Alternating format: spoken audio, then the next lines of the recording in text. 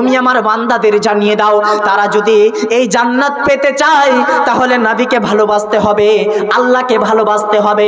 ভালোবাসাটা কেমন জিনিস আমি আপনাকে দেখাই। এই দিকে আপনার আছে কিনা আমি জানি না, তবে আমি আপনাকে একটু দেখিয়ে দিচ্ছি। আল্লাহ তাআলা বললেন, নবী তোমাকে যদি তারা ভালোবাসে তাহলে আমাকে ভালোবাসলো, তোমাকে যদি তারা ঘৃণা করে তাহলে আমি আল্লাহ আমাকে তারা অপমান করলো। এই কথার মাধ্যমে দুইটি পয়েন্ট আসবে, একটা হচ্ছে শিরক এবং একটা হচ্ছে বিদআত। বিদআত যাকে বলা হয়, ওই বিদআত করলে জীবনের যতগুলো আমল হবে সব আমলগুলোকে নষ্ট করে দেওয়া হবে। এবং যদি আপনি শিরক করেন তাহলে আল্লাহকে অপমান করা হয়।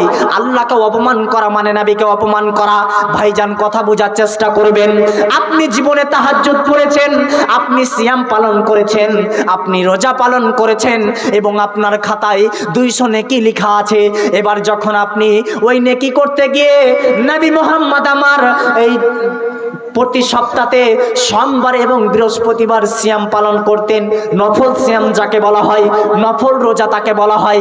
ওই নফল রোজা নবী মুহাম্মদ সোমবার এবং বৃহস্পতিবার পালন করেছেন। ওই বৃহস্পতিবার ছেড়ে আপনি শনিবার এবং সোমবার পালন করবেন, এই আমলটা আপনার বেদাত হয়ে গেল। যদি আপনি এই আমলটা বেদাত করে দেন তাহলে আপনার তাহাজ্জুদের আমল কোথায় যাবে আপনি নিজেও বুঝতে পারবেন না। এর নাম হচ্ছে বেদাত। অতএব আপনি সিয়াম পালন করলেন, আপনি নফল সিয়াম পালন করলেন, কিসের দৌলতে? আমার নবী পালন করেছিল, তবে ওই দিনে পালন করেছিল, ওই দিনকে আপনি মান্যতা দিলেন না, ওই দিনকে আপনি প্রশ্রয় দিলেন না, ওই দিনকে আপনার অন্তরে আশ্রয় দিলেন না। এবার ওই দিনকে ছেড়ে দিয়ে আপনি ভিন্ন দিনে ইবাদত করবেন, ওই আমলটাই হয়ে গেল আপনার বিদআত। আর আপনি যদি বিদআত আমলটা করে দেন তাহলে আপনার জীবনে যতগুলো নেকি রয়েছিল, যত তাহাজ্জুদের নেকি হোক না কেন, যত সিয়ামের নেকি হোক না কেন, আপনার ওই নেকি খাতা থেকে বরবাদ হয়ে যাবে। ওই নেকি যদি আপনার বরবাদ হয়ে যায় আল্লাহর জান্নাত তুমি পাবে না, পাবে না।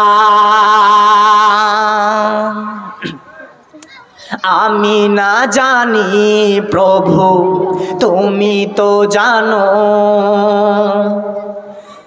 আমি না জানি প্রভু তুমি তো জানো, আমি কি ভুল করেছি হায়। পৃথিবী না জানুক আমি তো জানি, পৃথিবী না জানুক আমি তো জানি, আমি কি ভুল করেছি হায়, আমি কি ভুল করেছি হায়। সংগ্রামে সত মৌলবাদী জীবন রক্ষক সেও যাবি, মৌলবাদী বিদ্রোহী জীবন রক্ষক সেও জানি।